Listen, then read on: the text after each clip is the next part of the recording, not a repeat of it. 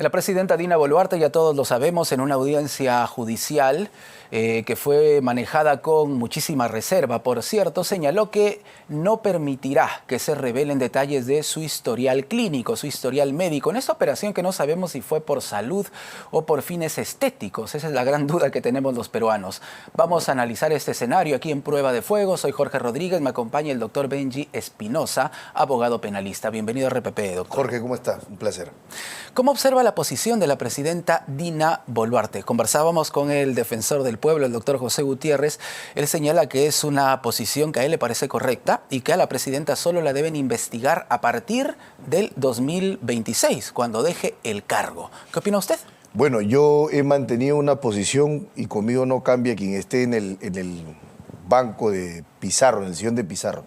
Con Castillo, con Boluarte y con quien sea, yo considero que el 117 de la Constitución solo permite que a un presidente se le pueda investigar por traición a la patria durante su mandato y cualquier otro delito tiene que esperar a que el presidente termine su mandato. Se refiere al artículo 117, exacto, de la Constitución, que muchos consideran blinda a la figura presidencial. Es que en realidad en nuestra historia de tradición constitucional se trata de una figura que regula lo que se conoce como la inmunidad presidencial. Entonces el presidente es inmune, mientras algunos otros altos funcionarios tienen otro tipo de protección.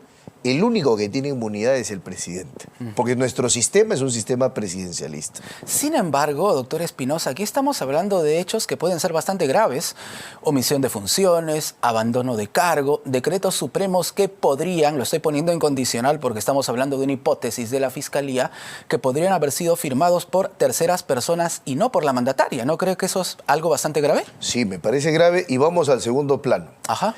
Mi posición, como te decía Jorge, es esa. Ahora, ¿cuál es la posición del derecho actual? Correcto. La posición del derecho actual es que con el presidente Castillo se abrió la puerta para que pueda haber investigación preliminar y solo diligencias preliminares y no más. De manera que en el marco del presidente Castillo, hoy Boluarte está siendo investigada conforme a los precedentes ya establecidos por la propia Corte Suprema, y en el marco de esa investigación resulta importante esta discusión en relación a el acceso a su historial médico o no. ¿Por qué? Porque es un punto bien interesante. Su defensa ha tenido que plantear lo que se conoce como una tutela de derechos. ¿Qué es la tutela de derechos? Es un mecanismo regulado en la ley, artículo 71 del Código Procesal Penal, que básicamente se plantea cuando el investigado considera que está siendo objeto de un requerimiento ilegal. Entonces, ¿cuál es el argumento de Boluarte?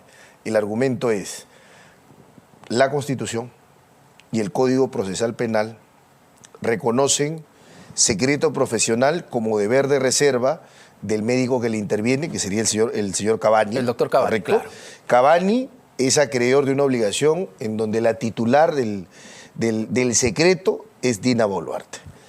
Pero se ignora un punto que es importante. ¿Cuál es ese punto? La Ley General de Salud, cuando desarrolla la reserva del acto médico, dice: en efecto, la reserva del acto médico se regula. De hecho, se ha dicho jurisprudencialmente que es una manifestación de la intimidad en el ámbito sanitario de salud. O sea, la intimidad también significa eso, reserva médica.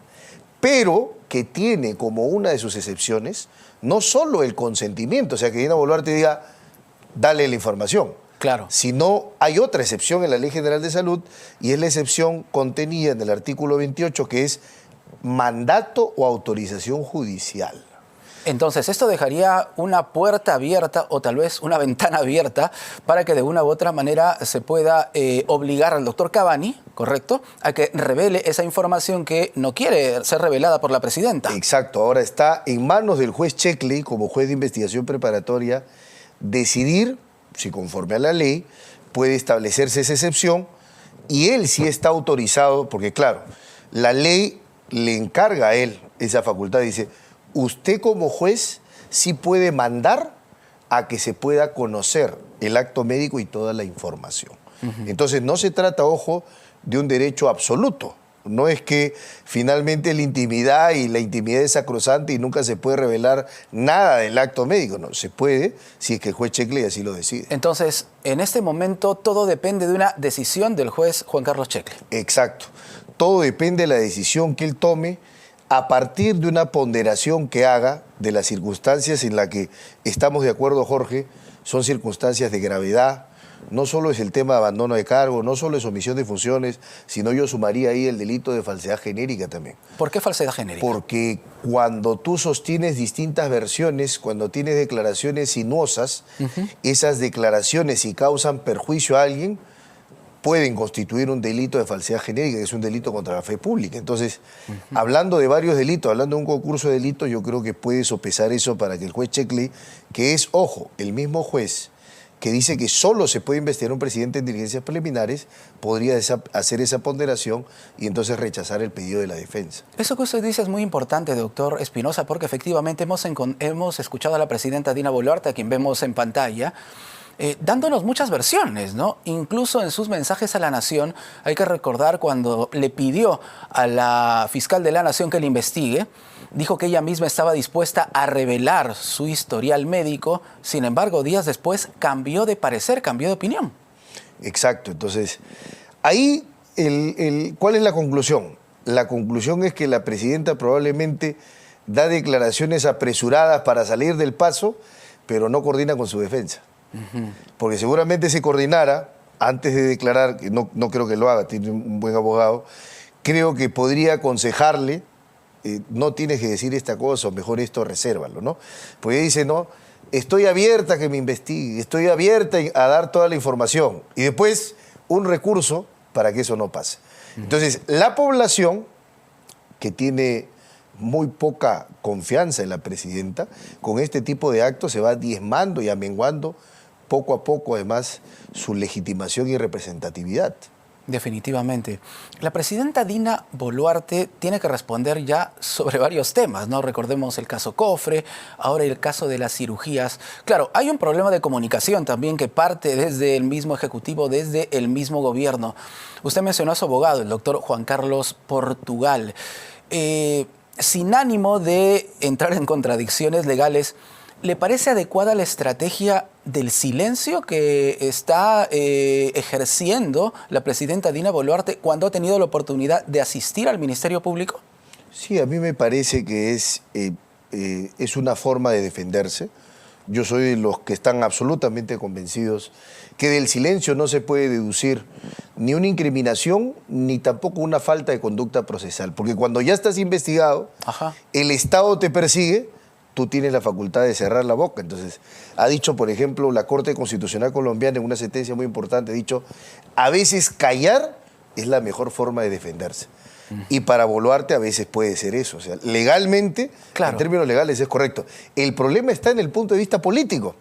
Porque ella dice, yo voy a declarar, cítenme. Después llega el momento y guarda silencio. Ojo, no estoy diciendo que el silencio, repito, no sea su derecho, es su derecho. Claro. Entonces lo que tiene que hacer es ser coherente, pues. Simplemente no decir que va a declarar cuando no lo va a hacer. Exacto, pero estamos en una situación que a veces puede parecer tan trivial, pero que encierra también, o puede encerrar, ¿no?, faltas o delitos bastante graves, que uno se pone a pensar, si la presidenta pudiese aclarar todo lo que pasó, si defendiese su verdad realmente, podría hacerlo, ¿no cree usted? Sí, podría hacerlo, ¿no? Ahora, a lo mejor tiene prueba para poder descargar la imputación, no lo sabemos. ¿Y por qué no lo hace? Claro. Esa es la gran pregunta. Eso es lo que vemos.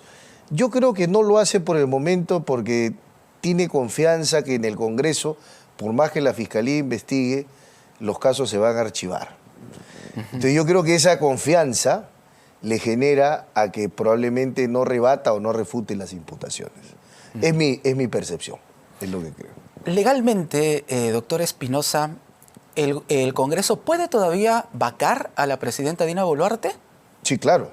¿Sí? Todavía cabe esa posibilidad y yo creo que finalmente, no sé si lo haga, pero yo creo que todo este tiempo hemos estado viviendo básicamente una comparsa ejecutivo-legislativo en donde si lo comparamos, por ejemplo, con el presidente Castillo por un resfrío ya lo estaban llevando a una vacancia.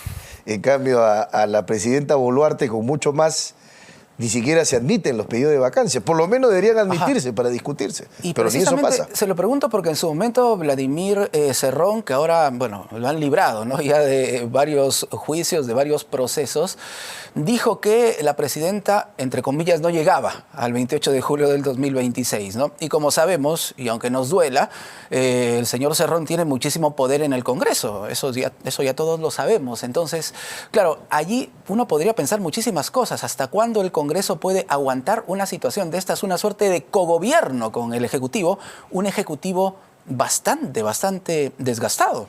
Bastante desgastado, con muy poca legitimidad, con falta de representación, con falta de confianza.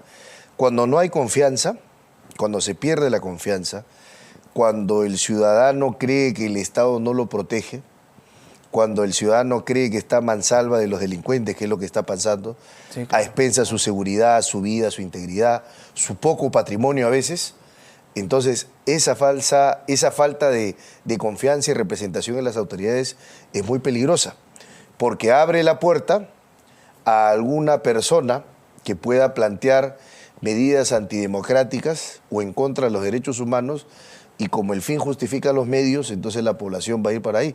Por decir, harto de la democracia, que en realidad finalmente es un gobierno que no soluciona mis problemas, entonces vamos a buscar otra salida. Eso es muy peligroso. Peligrosísimo, realmente. Muy peligroso.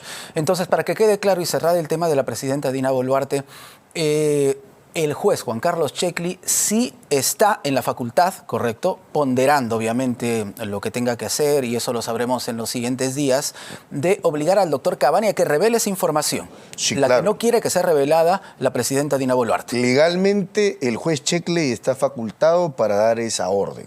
Entonces eso es importante, porque hay que recordar que ese derecho a la reserva del acto médico y de todo lo que incumbe a ello no es un derecho absoluto, sino es un derecho relativo, que cede en determinadas circunstancias. Correcto. ¿Qué puede pasar si es que, vamos a ponernos en ese escenario, ¿le parece, doctor Espinosa? Claro. Usted como especialista, se revela lo del secreto profesional del doctor Cavani. ¿Cuál puede ser el siguiente paso? Conociendo lo que hablábamos, el artículo 117 de la Constitución, que no permite que la presidenta pueda ser procesada más allá de lo que todos conocemos. El único escenario posible que yo veo es que el Congreso utilice ese argumento para vacarla. Es decir, diga, se está demostrando que ha mentido, y una persona que es compulsivamente mentirosa no tiene la capacidad o no debería ostentar el máximo cargo, que es dirigir la nación, que es llevar la presidencia. Entonces, podría tener, a mi modo de ver, una afectación, pero en el lado político, más que en el jurídico, por el 117 que te comento. Claro, porque en el tema jurídico tenemos que esperar hasta después del 28 de julio de 2026, exacto, ¿correcto? Sí. Pero en el tema político, ese argumento, si se comprueba que la presidenta ha mentido, las bancadas podrían tener en sus manos el destino de Dina Boluarte. Sí, claro, porque en los juicios políticos, digamos, son juicios de confianza. Entonces, la mentira socava la confianza. Y podría significar el Waterloo de Boluarte, el caso Cavani. Correcto. Quisiera unos minutos también para hablar de el juicio que se le está siguiendo al expresidente Pedro Castillo. En su momento fue usted una persona muy cercana a él. Hace algunas horas hemos escuchado que el presidente nuevamente ha dicho que su juicio es una farsa, no quiere dirigirse a los jueces, los trata incluso hasta con desdén, si se quiere. ¿Cómo observa la posición del exmandatario?